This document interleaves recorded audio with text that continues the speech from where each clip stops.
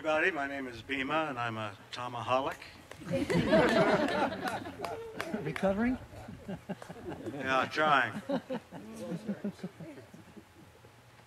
Met Tom in about 66 or 67 in New York, and we lost track of each other many, many times for many, many years. And the way Tom moved around, he was the kind of person who thought, well, I may never see this guy again. What continent will he be on next? But Tom had this great habit that he loved to track you down and keep in touch with old friends, which is why a number of us, are here, wouldn't be here otherwise. I live in LA, didn't see Tom for a while, but we used to speak very often. And a year ago, excuse me, he told me a joke, and he actually told it to me several times. So he may have told it to some of you, so forgive the repetition. But it's a good joke, and he made it up himself, so he was very proud of it.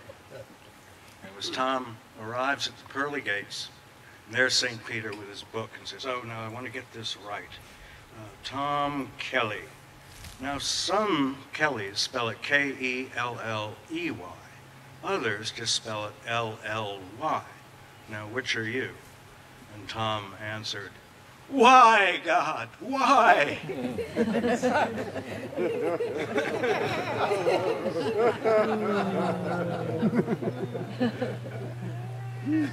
He's from LA. It's in the town. Now, Jeff told some stories of some adventures they had. Tom and I had a few of those. One of them's in that book that Timmy put together in a miraculously short time. When my wife's brother escaped from Leavenworth and arrived at our log cabin in upstate New York and wanted me to drive him to Canada. And he was serving a trumped-up 30-year rap for Saigon black market activities. And he caught me off guard. I didn't have a chance to think of any reason not to drive him over the border. And I knew Tom was living on a teepee right on the border in a forest. So my brother-in-law, whom I'd never met before, drove up to Vermont, found him in the teepee, spent a week traveling around Vermont, reconnoitering and researching, this border run. And what I didn't know was Tom had a very, very bad tooth living in the teepee, and he had root canal work begun where they drilled out everything, but he had to make a little bit of money to go back and get it finished, which he never did. So he was staying in the teepee, and as he ate food, his tooth got infected, and his cheek swelled up, and every once in a while when the pain got too great, he would take a needle from his sewing kit, his little survival kit, and stick it up the hollowed out root and lance the infection. If I'm grossing anybody out, I'll stop. True story. That's a better joke than last one. And he used to then squeeze his cheek, so all the rotten stuff would shoot out through the tooth.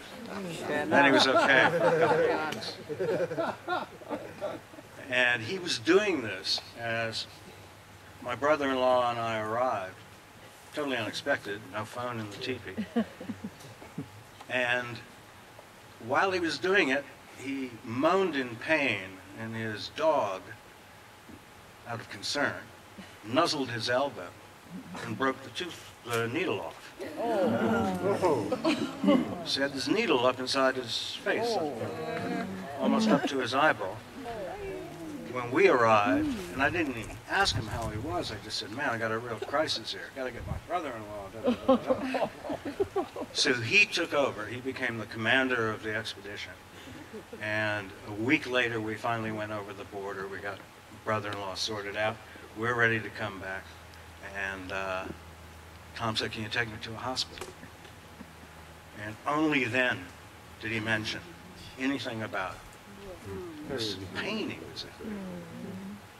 The mission came foremost. And only when it was completed, did he want some help.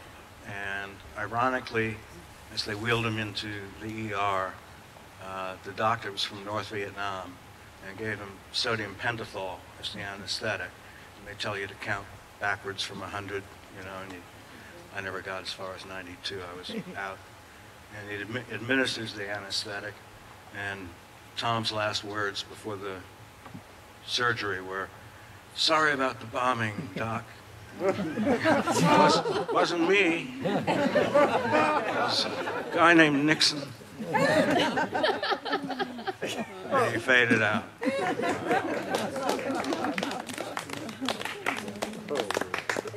Now, Tom is probably the only friend I've had that I had never had any doubt whatsoever that if I were hanging by one fingernail from the edge of a cliff, that Tom would grab my wrist, and if he couldn't pull me up, he'd hold on to me until his arm tore out of its shoulder.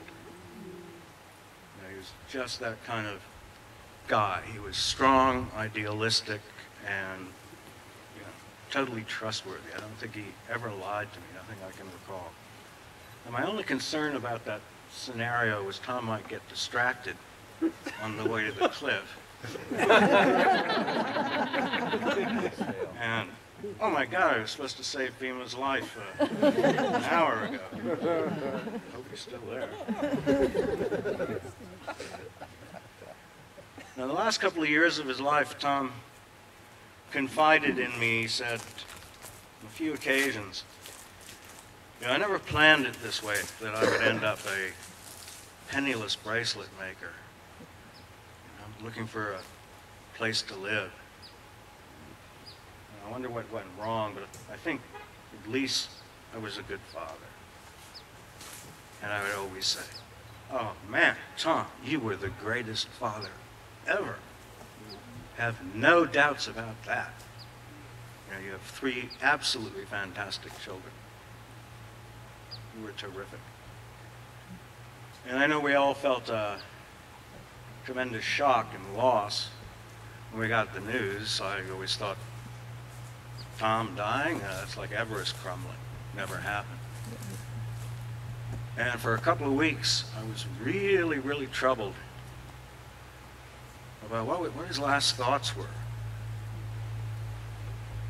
And it literally kept me up at night a couple of times.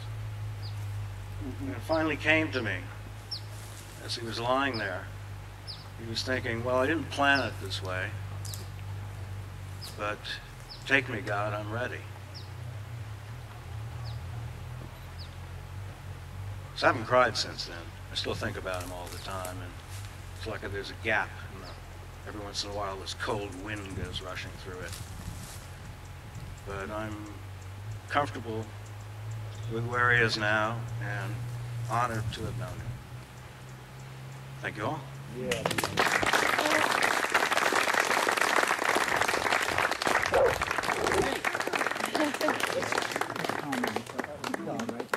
Doing that.